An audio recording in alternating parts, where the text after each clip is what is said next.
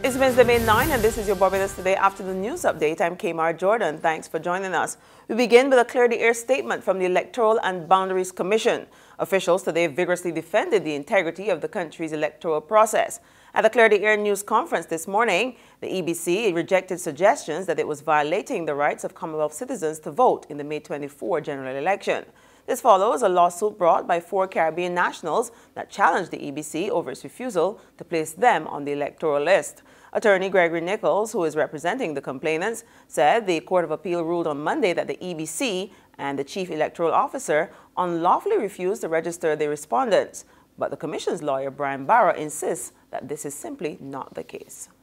The particulars of this case involved Commonwealth citizens who are also CARICOM nationals calling into the office asking if they could register with a CSME Skilled National Certificate. After hearing that this was not a document that was accepted, they then proceeded to the law courts. It has always been our contention that this was not a refusal. At the Court of Appeal on Monday, this was confirmed, that it was not a refusal.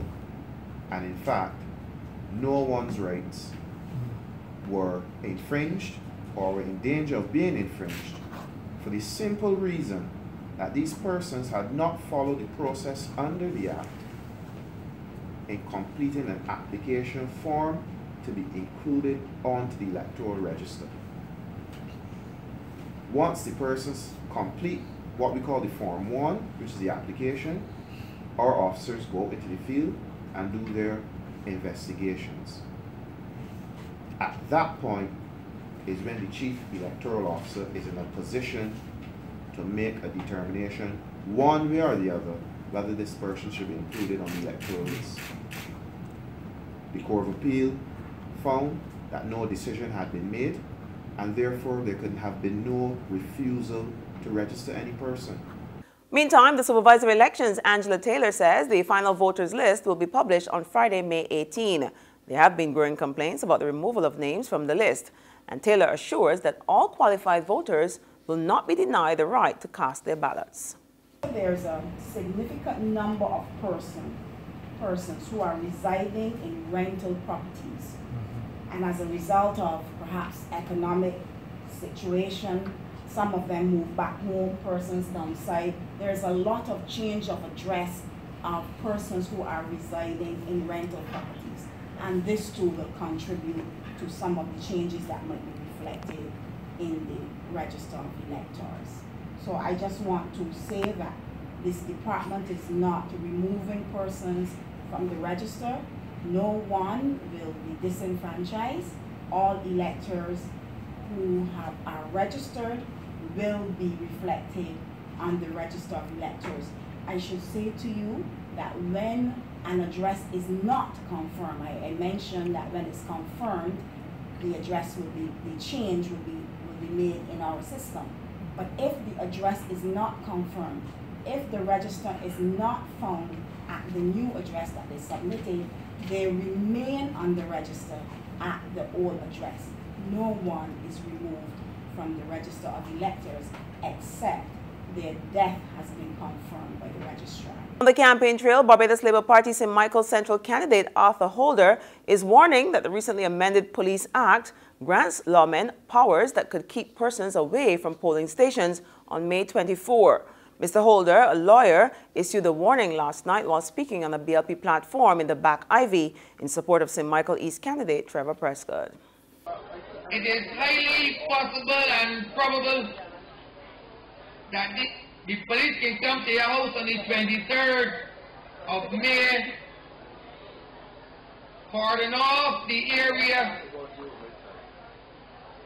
and keep you there for 48 hours. At the same meeting, former Democratic Labour Party Cabinet Minister Johnny Tudor gave a sound endorsement of Mia Motley and St. Michael East candidate Trevor Prescott.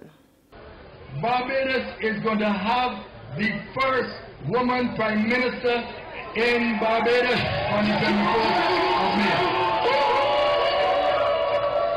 So I have on my cloth, my preacher cloth, and I cover it up with red because God wants me to tell the truth. And the truth is that this is an unrighteous government, and they have a goal to come back to the people and ask you to return them to the House Assembly. But I want to tell you, all the votes that want to give me, give Trevor. On the Democratic Labour Party platform, Social Care Minister Steve Blackett has been defending his government stewardship. He told a spot meeting at Waterhall Land through the bridge last night that despite the crippling effects of the international recession, government was still able to maintain critical social services. When we came to office, looking us squarely in the face was this world recession, the worst we have seen in 100 years. But as a government, we manfully stood up to the task.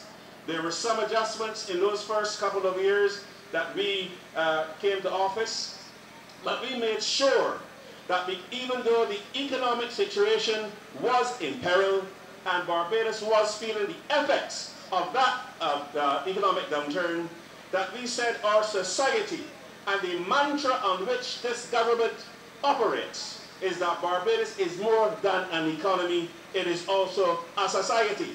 And therefore, we ensured that though the economic factors within Barbados would have been failing, that we ensure that the social features of Barbados maintain those social deliveries that Barbadians were used to. There's regional and international news after this short break.